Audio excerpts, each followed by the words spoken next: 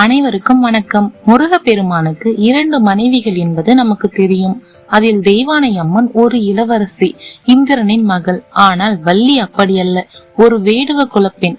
ஒரு சாதாரண வேடுவ பெண்ணுக்காக உலகத்தையே ஆளும் அந்த சுப்பிரமணியன் ஏன் வேடன் வேஷம் போட்டார், ஏன் கிழவன் வேஷம் போட்டார்? அந்த சுவாரஸ்யமான காதல் கதையத்தான் இன்னைக்கு நம்ம பார்க்க போறோம். வள்ளி ஒரு மானுக்கும் முனிவருக்கும் மகளாக பிறந்தவள்.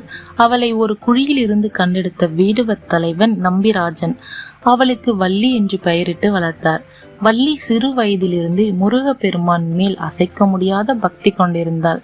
கல்யாணம் பண்ணா அந்த அழகன் முருகனைத்தான் பண்ணுவேன்னு உறுதியா இருந்தாங்க. வேடுவ முறைப்படி திணைப்பெயர்களை பறவைக்க கொத்தாம காக்க வள்ளி காட்டுக்கு அனுப்பப்பட்டா. அங்கதான் முருகன் ஒரு வேடன் உருவத்துல வந்து வள்ளிய பாக்குறாரு. உன்னை எனக்கு பிடிச்சிருக்கு, கல்யாணம் பண்ணிக்கிறியா அப்படின்னு கேக்குறாரு. ஆனா வள்ளி அவர் ஒரு அந்நியனா நினைச்சு கோபப்பட்டு விரட்டிட்டாங்க.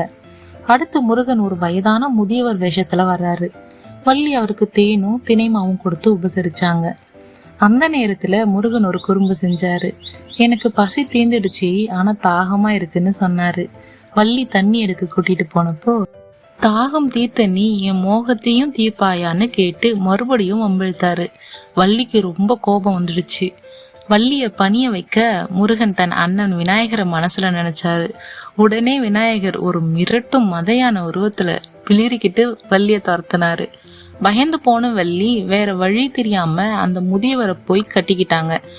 என்னை இந்த பேய் யானைகிட்ட இருந்து காப்பாத்துங்க, நீங்க என்ன கேட்டாலும் தர்றேன்னு சொன்னாங்க. அப்போ அந்த முதியவர் வள்ளி கிட்ட சொன்ன வார்த்தையை மறக்காதே அப்படின்னு சொல்லிட்டு தன் வேளால் அந்த யானையை தடுத்து அடுத்த நிமிஷம் அந்த வயசான உருவம் மறைஞ்சி மயில் வாகனத்துல கையில் வேலோடு அந்த அழகன் முருகன் காட்சி கொடுத்தாரு. தான் தேடிய தெய்வம் முன்னாடி நிக்கிறத பார்த்த வள்ளி அப்படியே திகச்சு போய் நின்னாங்க. கடைசியில நம்பிராஜன் மற்றும் வேடுவ மக்கள் சம்மதத்தோட வள்ளிக்கும் முருகனுக்கும் திருமணம் நடந்துச்சு. இந்த கதை நமக்கு சொல்ற பாடம் என்னன்னா, ஜாதி குலம் இதெல்லாம் தாண்டி உண்மையான பக்தி இருந்தா கடவுளே இறங்கி வந்து நம்மை கைப்பிடிப்போம். இந்த வீடியோ உங்களுக்கு பிடிச்சிருந்தா லைக் பண்ணுங்க. நம்ம இறைவன் குரல் சேனலை சப்ஸ்கிரைப் பண்ணிக்கோங்க. முருகனின் அருள் கிடைக்க வெற்றிவேல் அப்படின்னு கமெண்ட் பண்ணுங்க. நன்றி.